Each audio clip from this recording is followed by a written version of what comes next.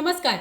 जसं महाराष्ट्रातल्या वेगवेगळ्या घडामोडींविषयी आपण बोलतो तसंच एक आंतरराष्ट्रीय घडामोड फार फार महत्त्वाची सुपर टायफून रागासा या चक्रीवादळाविषयी आपण बोलणार आहोत. हे चक्रीवादळ टेक्सास नंतर म्हणजे टेक्सासमध्ये जून जुलैमध्ये त्यानं थैमान घातलं आणि त्यानंतर आता ते दक्षिण चीनकडे वळत आहे. तर हे सुपर टायफून रागासा चक्रीवादळ नेमकं आहे काय, त्याचे परिणाम काय, आत्ता ते कुठल्या दिशेने वळत आहे, या सगळ्याविषयी या व्हिडिओमध्ये आपण बोलणार आहोत. त्यामुळे हा व्हिडिओ शेवटपर्यंत नक्की बघा. तर उष्णकटिबंधीय प्रकारचं हे वादळ आहे. त्याचं नाव आहे सुपर टायफून रागासा. आता सुपर टायफून रागासा हे नाव आलं कुठून, तर जपानच्या हवामान विभागानं हे नाव दिलेलं आहे. रागासा रागासा या शब्दाचा अर्थ असा की लवकर उग्र होणारं, लवकर उग्र रूप धारण करणारं असं हे चक्रीवादळ, म्हणून त्याला सुपर टायफून रागासा असं नाव दिलं गेलं आहे. जसं मी सुरुवातीलाच म्हटलं की जून जुलैच्या दरम्यान टेक्सासमध्ये या चक्रीवादळानं अक्षरशः धुमाकूळ घातला. टेक्सासच्या कंट्री हिल या भागामध्ये होत्याचं नव्हतं करून सोडलं याच सुपर टायफून रागासा या चक्रीवादळानं. तर ग्वाडालुपे ही नदी आहे जिचं रूपांतर रौद्र स्वरूपात झालं या चक्रीवादळामुळे. त्या ग्वाडालुपे नदीने रौद्र रूप धारण केलं आणि ती सगळ्या हिल कंट्री भागामध्ये पसरली.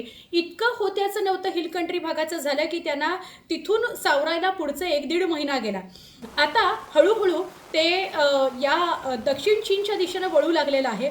पण दरम्यानच्या काळामध्ये फिलिपिन्समध्ये या आठवड्याच्या सुरुवातीलाच फिलिपिन्समध्ये या चक्रीवादळानं होत्याचं नव्हतं केलं. म्हणजे चक्रीवादळ इतक्या मोठ्या प्रमाणात आलं की पाणी हे सगळं शहरांमध्ये घुसलं आणि फिलिपिन्सच्या सुद्धा अनेक भागांना यानं तडाखा दिलेला आहे. अनेक घरांमध्ये पाणी शिरलंय, अनेक रेस्टॉरंट्सचं नुकसान झालेलं आहे. काहीची तर काचेची जी तावदानं होती ती तोडून पाणी आत शिरलंय. इतक्या मोठ्या प्रमाणात नुकसान फिलिपिन्समध्ये सुद्धा झालेलं आहे.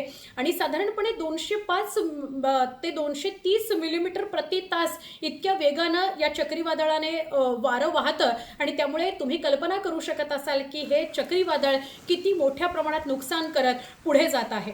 तर या चक्रीवादळाचा बिंदू काय आहे, जिथे हे उगम पावलं ते काय, तर प्रशांत महासागरामध्ये हे चक्रीवादळ उगम पावलं आणि तिथून आता ते दक्षिण चायनाकडे वळत आहे. म्हणजे आता सप्टेंबरचा काळ आहे आणि सप्टेंबरमध्ये ते दक्षिण चायनाकडे वळत आहे. दक्षिण चायनाकडे वळतानाच फिलिपाईन्समध्ये या आठवड्यामध्ये त्यानं धुमाकूळ घातला आणि आता तैवान आणि हाँगकाँग या ठिकाणी सुद्धा खूप मोठ्या प्रमाणात या चक्रीवादळानं नुकसान केलेलं आहे.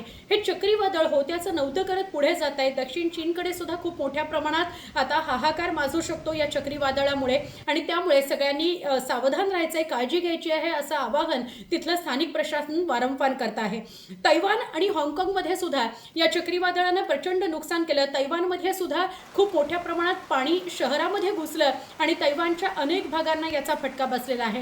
हाँगकाँगमध्ये सुद्धा एक भाग असा आहे ज्यानं जो नदीकाठचा भाग आहे आणि ज्यानं होत्याचं नव्हतं या चक्रीवादळामुळे झालेलं आहे. आता दक्षिण चीनकडे वळताना जे चक्रीवादळ आहे ज्याला नाव दिले सुपर टायफून रागासा, ते किती मोठ्या प्रमाणात नुकसान करतं, कोणत्या भागाला त्याचा फटका बसतो हे येत्या काळामध्ये कळेलच. पण प्रशासन सज्ज आहे, तिथे आपत्ती व्यवस्थापन यंत्रणा सज्ज आहे की कुठलाही अधिक जास्त फटका या भागाला बसणार नाही.